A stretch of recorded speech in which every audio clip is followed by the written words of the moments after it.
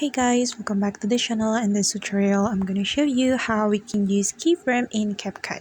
So let's get started. Here I have imported my video to Capcut and we're going to add keyframe to this video. So the first thing we have to do if we want to add keyframe, we have to tap on the video like this until this section is active or the video is active like this.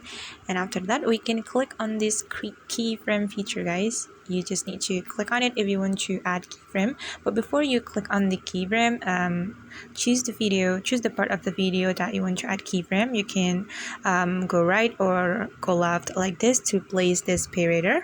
And for example, I'm going to make like a zoom effect with keyframe. So I'm going to place this parameter on the first part of the video. Then we can click on this keyframe feature.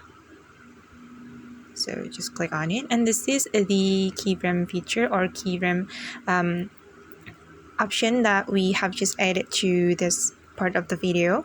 Then I'm going to add one more keyframe right here. Then just tap on keyframe. Then I want to make zoom effect, so I'm just going to zoom the video like this. Alright, and let's see how it looks. So I'm going to play the video. Alright. And actually, with this keyframe feature, we can make like, animated video with this keyframe. And for example, I'm going to make this object become center. So I'm going to add keyframe right here. So just tap on the video like this. Then add keyframe. Okay, and then I'm going to add keyframe right here. Alright, and I'm going to make this object as a center of this video like this. Okay, and let's see how it looks.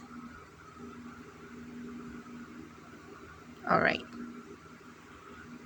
Okay guys, and that's how we can use keyframe in Capcut. I hope this video will be helpful for you. Thank you so much for watching and see you in the next video.